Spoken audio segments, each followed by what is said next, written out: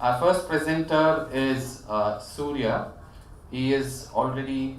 Surya, are you able to hear us, please? Very clearly. Okay. Can we increase the volume of the? Can you speak, Surya, please? Yes. Is he audible to everybody? Yes. Okay. So let's get started, Surya. We see your screen Okay. with slide 1. Yeah. Okay. Go Great. ahead. Great. May I make a suggestion? Let the speakers briefly introduce themselves. Sure. So they- Yeah. Please do introduce Okay. yourself, Surya, like we did Okay, yesterday. okay. Thank you for saying that. Please do introduce Okay. yourself before we Okay. get started. Thank you. My name is Surya Kavuri. My full name is Venkat Surya Narasimham Kavuri, and turns out in the US you cannot put that name in social security system, so I become Surya Kavuri. I'm particularly first grateful that I'm given this opportunity to present in a conference like this, so thank you so much for that opportunity. I need to mention that I'm particularly thrilled because I'm at least virtually coming back to my alma mater after 30 years, so it's a wonderful experience.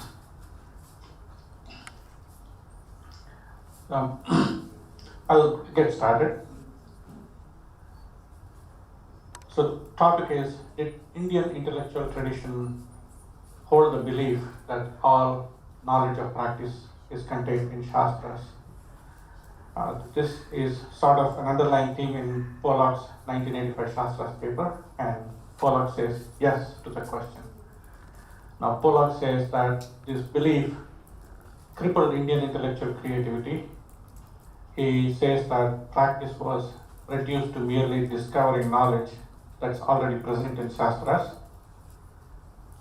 Pollock calls Shastras theories of practice, and he's clearly distinguishing between Veda Shastram and Shastras of practice. So these Shastras of practice, he says, he calls them theories of practice, and he says they restrain practice of theory. So in this paper, we critique Pollock's reasoning in answering the above question. So here is an outline of this morning's presentation. The critique focuses on 4 excerpts from Pollock's paper. These 4 excerpts together form a specific argument that Pollock puts forward. Now Pollock's argument can be presented in a simple form like this. Claim 1 was believed by Indian intellectuals to be true. Claim 2 was believed to be true. Therefore follows Pollock's conclusion. We follow that argument by giving a refutation as follows. Claim 1 was not believed to be true. Claim 2 was not believed to be true. Therefore, Pollock's conclusion does not follow.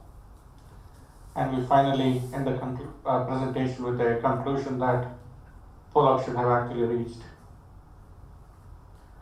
So before we get into the details, let's take a quick summary view of Pollock's argument.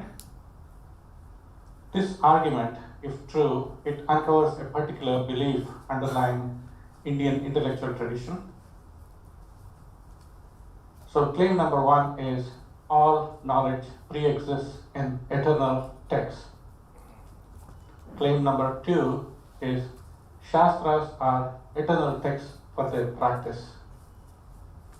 Now combining these 2 claims, he comes to the conclusion that all knowledge of practice pre-exists in Shastras.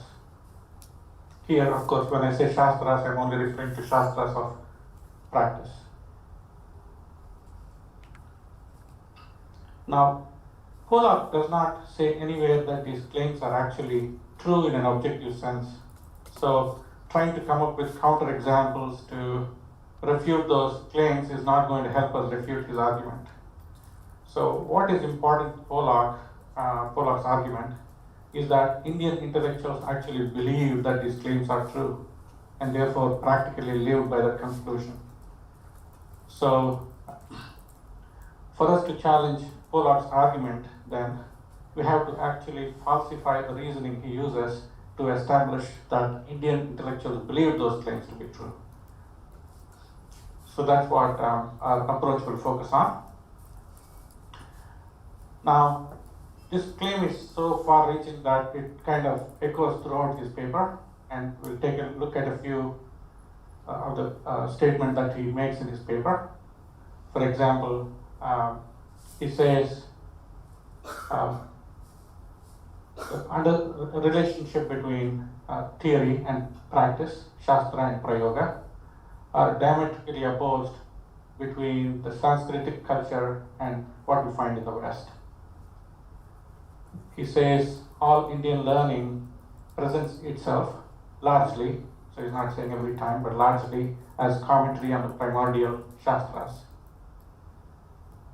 Likewise, he says there is no practical value for experience, experiment, invention, discovery, and innovation. They pretty much become meaningless. He says that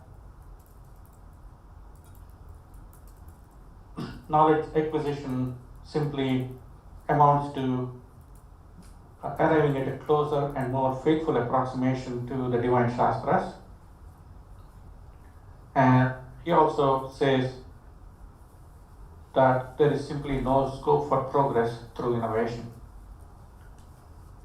These are pretty far-reaching statements based on a very weak argument, and this seems to be a general trend in his approach. He likes to make universal claims, which is always a troublesome thing in an argument, but that's what he does. So we'll take a look at how Pollock first arrives at those two claims that he makes before we start the refutation. Let's look at claim number 1 first. All knowledge pre-exists in eternal texts. And Pollock presents this claim during his discussion of Sarkaryavada theory of causation. To quickly say what it is in his words, all material pre-exists in some form because material cannot be created or destroyed. When we see a pot, it is really just a name and a form of clay from which it is made. In other words, pot, which is the effect, inheres in the cause, the clay. Now, so far so good. And one could even extend this to say that not only the effect, even the cause of knowledge exists in the cause. That's perfectly fine for us in explaining Sarkaryavada.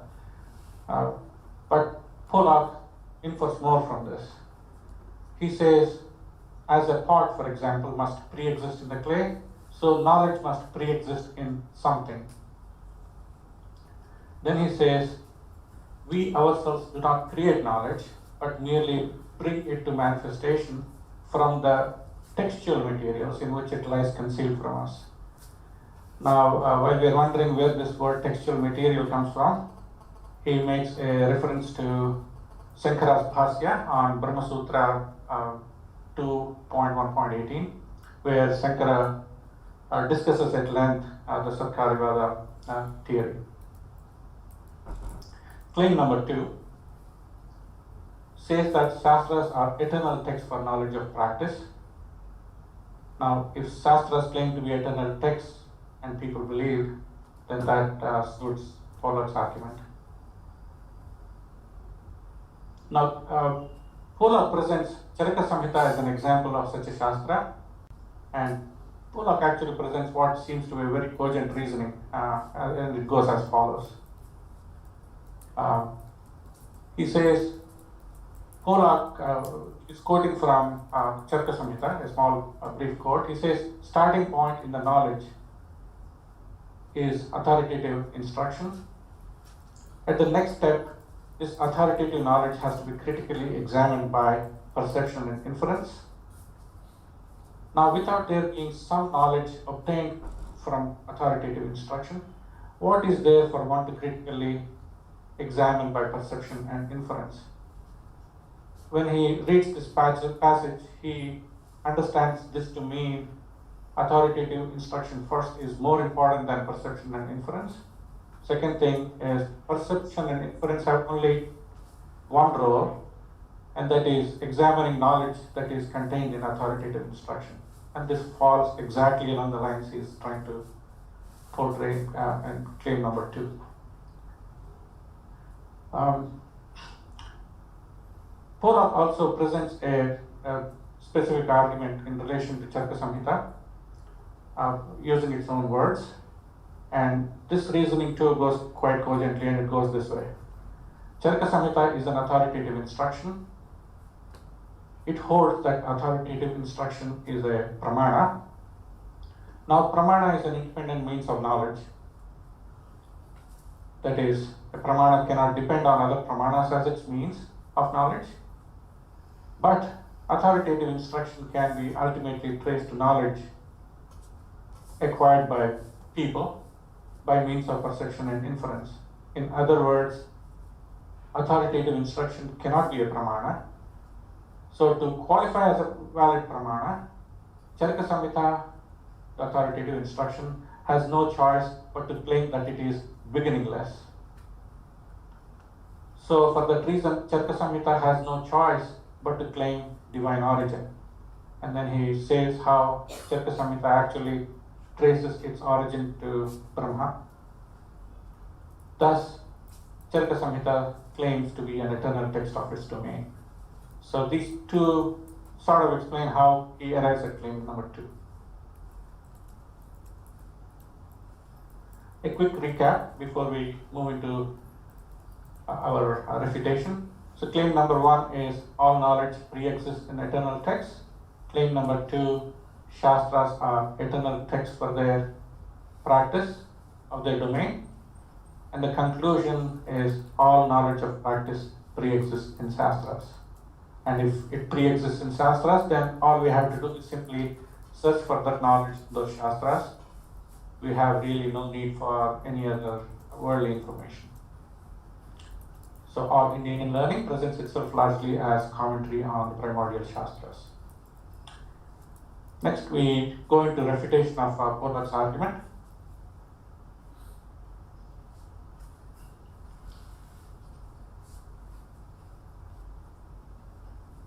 Claim number 1, that all knowledge pre-exists in text, is wrong.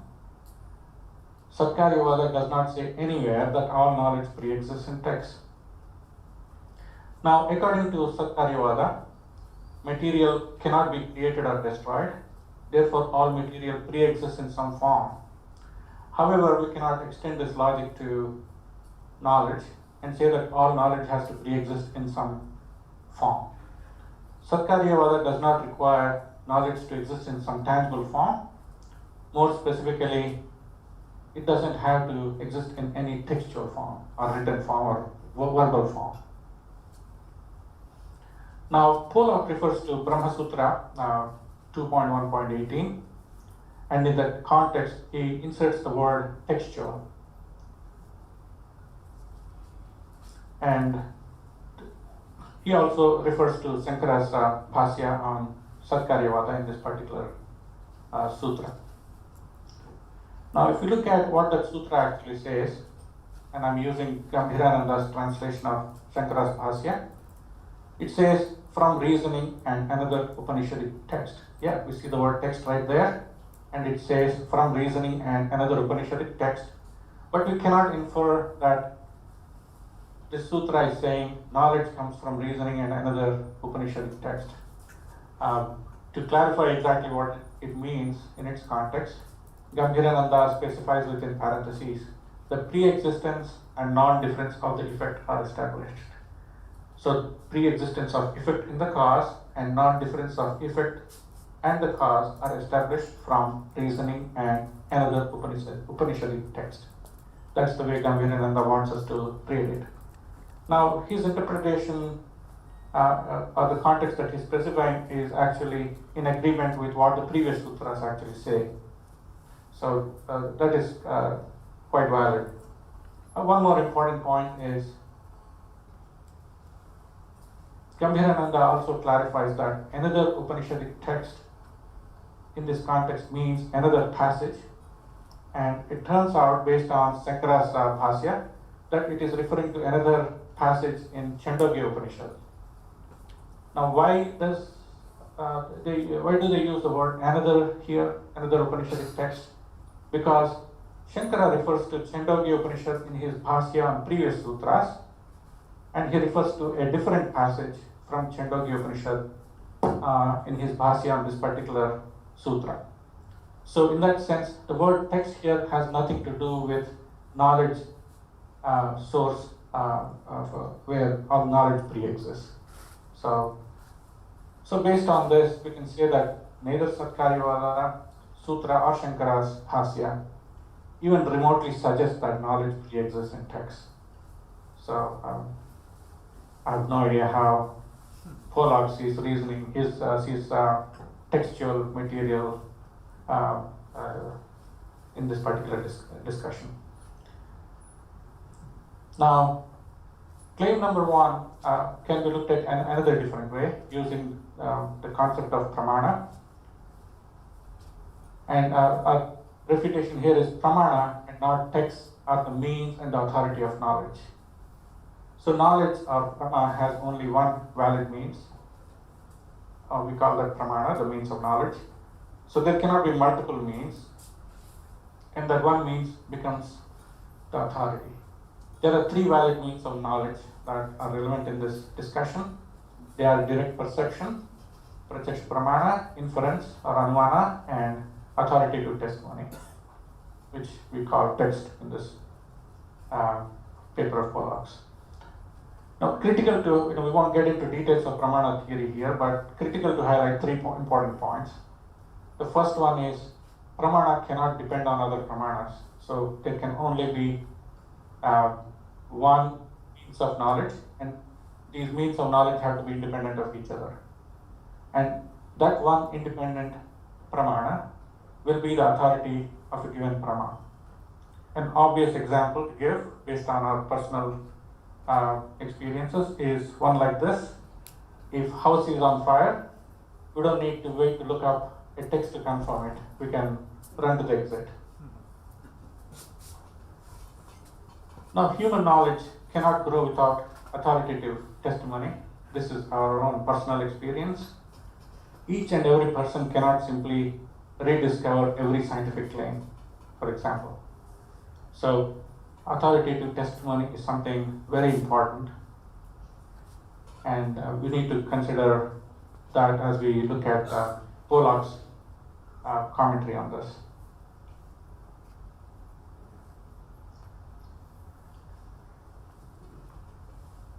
Now, claim number 2 says that Sastras of practice claim to be eternal texts for their respective domains, and that is wrong, because Indian tradition is very clear on boundaries of authority of knowledge. An exemplary discussion of this topic is by Adi Shankara himself in his Bhashya of Bhagavad Gita 18.66, where he says, 100 Shrutis may declare that fire is cold or that it is dark, still they possess no authority in the matter. Shankara actually goes on to say that authority in this case belongs to direct perception. Shruti cannot simply claim any authority here. So the important takeaway here is that the issue is not whether all knowledge is in text, but whether texts have authority on all knowledge. And Shankara is saying emphatically that it is not. It does not. A second point worth mentioning is that Indian intellectual tradition places two conditions on revealed truth. This comes from Hiriana's wonderful book. And the two conditions are, the first one is the revealed truth should be extra empirical, alaukika. It needs to be unattainable through other pramanas. So again, this is a point about independence of pramanas. And the second criteria or condition is revealed truth should not be contradicted either by other pramanas, for example, our own direct perceptual experiences or reasoning, or by itself, abhadita. So these are two very important conditions that we see our Indian intellectual tradition historically use and testing revealed truth.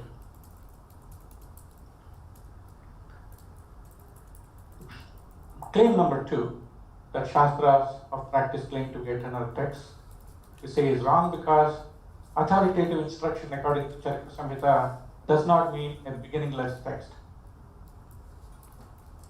Pollock selectively quotes from Charaka Samhita as we saw. It appears as if Charaka Samhita is placing itself above direct perception and reasoning, and it appears to say that direct perception and reasoning have nothing to do but merely examine knowledge in authoritative instruction.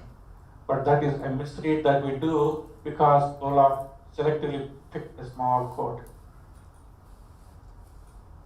But if we go on to see what Charaka Samhita says, it, for example, gives a very clear definition of what authoritative instruction is. It says it comes from authoritative persons. It doesn't come from some eternal text. It comes from authoritative persons. It says authoritative persons are those who possess undisputed knowledge. And it says that these people should have good memory and are not affected by irrational and subjective factors. There is simply no scope for interpreting this to mean unbroken instruction or some prior beginningless text, as Pollock seems to infer. In fact, contrary to Pollock's presentation, Charaka Samhita is practical to its core.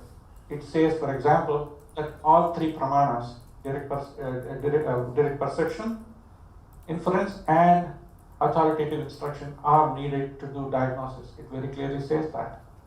In fact, it says for a competent person, authoritative instruction is optional, but not direct perception and inference.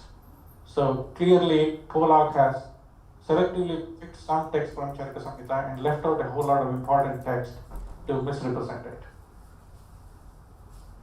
But before I move on, while we establish that the source of authoritative instruction is human beings and or competent authoritative persons, we bring ourselves a new problem, and that is, if authoritative instruction is from people, source of that knowledge should be traceable to direct perception and inference, as Pollock pointed out. So how then can Charaka Samhita claim to be a pramana? Is Charaka Samhita stuck in a paradox, as Pollock says? We address that point next. So there is really no paradox in saying that authoritative instruction is an independent pramana. In fact, even if we look at contemporary philosophy of medicine, they clearly hold that authoritative testimony is indeed an independent pramana. And a particularly interesting book is the Handbook of Analytical Philosophy of Medicine by Sadiq Zadeh, who has been working on this research for the last 30 years, so he's written quite extensively. And he makes commentary that sounds like he took right out of our own intellectual tradition. For example, he says a medical journal article that's multi-authored these days can have as many as 100 authors or even more. Each member of that research team is told by other members that things are such and such. There is no way that any one of these authors can go and check the actual details of every one of them. They simply have to take the testimony to be true. Even in lab research, the primary source of modern scientific knowledge, there is no escape from reliance on prior testimony. We cannot go into a lab and start doing experiments or doing research without taking prior knowledge into account, and that's what we mean by prior testimony. And source of testimonial knowledge, and this is a very interesting and important point, is not experience, memory, or reasoning, but a community. So it is a social society that is providing the source, not direct perception or reasoning. So we cannot trace all the way back down to that level because that information will simply be not there. So testimonial knowledge then cannot be reduced to evidential knowledge. In fact, Sadiq Zadeh goes on to say in his book that without testimonial knowledge, medical knowledge as we know simply could not exist. So what that means is, yes, authoritative instruction does not need to be beginningless text in order for it to be an independent pramana. It can come from competent persons, that is fine, but it is still a valid pramana. Now, Charaka Samhita claims divine origin, so we need to address that topic as well. And the point here is that it's really not a practical issue anymore. Why? Because the claim of divine origin is not necessary for Charaka Samhita to be an authoritative testimony, as we just discussed. Now, does the claim of divine origin mean that it cannot be questioned? Clearly not. Again, Charaka Samhita tells us that authoritative instruction is from competent men, and knowledge from men can be revised and updated. So there is nothing that says that it cannot be questioned. So this claim of divine origin is not important to establish its importance. So then why claim a divine origin? And at least I personally see three reasons in three different ways. One is they are merely asserting Sarkaryavada, not just effect, even causal knowledge inheres in cause. In fact, all knowledge, as with all matter, inheres in Brahman. So claiming divine origin is just a restatement of Sarkaryavada. The second reason is cultural respect for knowledge. Indian culture is an intellectual culture, it respects knowledge. So no surprise that knowledge is treated as divine in origin. And finally, an instrumental value. Claiming divine origin ensures that its role as a pramana is recognized and respected. So, in conclusion, pramana is the authority of knowledge, not text. Shruti texts are not authority of knowledge of practice. It is whichever pramana is responsible for that particular prama, that is the authority of knowledge. Direct perception, inference, and authoritative testimony are all indispensable means of practical knowledge. Shastras of practice are authoritative testimonies. Sastras such as Charaka Samhita and Shusruta Samhita. Collective human knowledge, for example, of medicine, cannot grow without authoritative testimony. Authoritative testimonies are ultimately human and subject to corrections, revisions, and additions. I don't think Indian intellectual tradition has any issue with that as far as Sastras of practice are concerned. So considering knowledge to be divine is a testament to an intellectual culture. To read something else into it is just a travesty. So that concludes my presentation for this morning.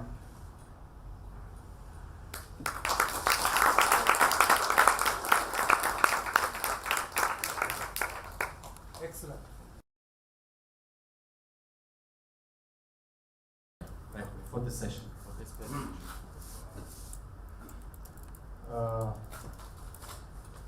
I am Professor V.N. Jha. Thank you very much for making this excellent presentation. Thank you, Professor Jha. You have made it so clear. I am a trained Nayayika, and you have exactly followed the method followed by Nyaya, and so I am so happy. The point that you have highlighted, that the texts do not have authority on empirical knowledge. Exactly, this is what is to be underlined, and this is what he perhaps Pollock wanted to conceal and distorted it by quoting selective passages. And so I am very happy that you pointed out. Actually, this was already done in the tradition long before. And therefore, Shastra was divided into two categories, Paurusheya and Apaurusheya. So, in the area of Paurusheya Shastra, the Shastra need not be Swatah Pramana.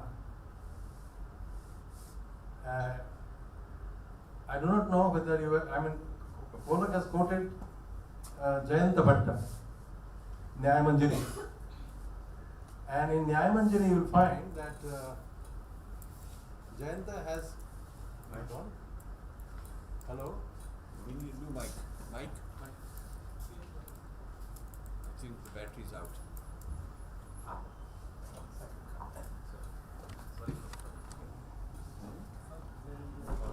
Why a sentence is dependable and why a sentence is not dependable.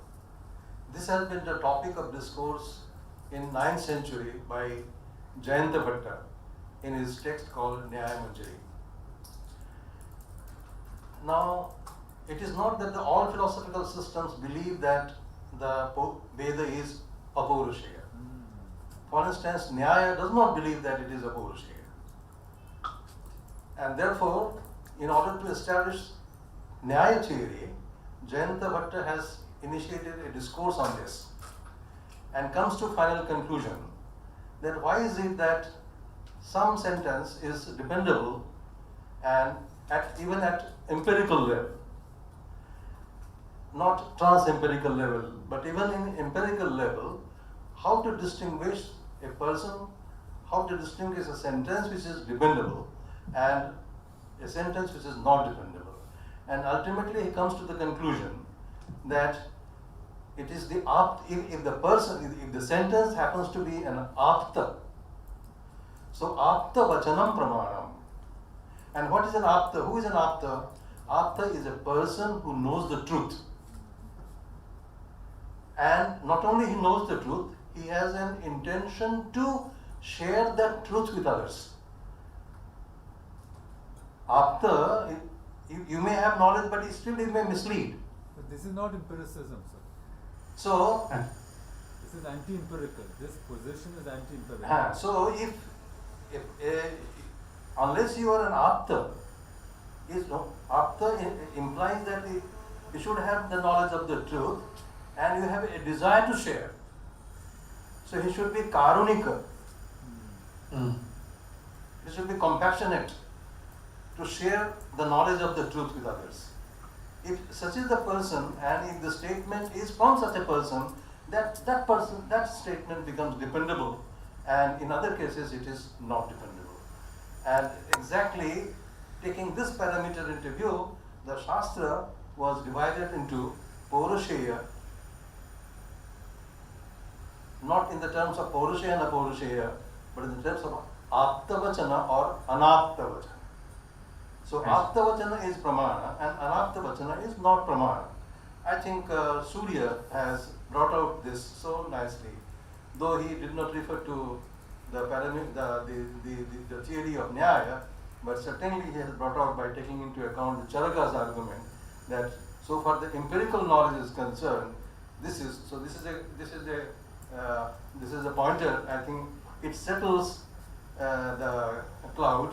It removes the cloud that Pollock wanted to create by selectively quoting some position and saying that all Shastras are Anadi, all Shastras, all knowledges are in the Shastra. So this has been made clear. So I must express my happiness and thank you once more.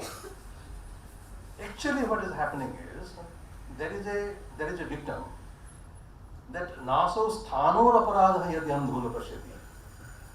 It is not the fault of the post that a blind man hits it.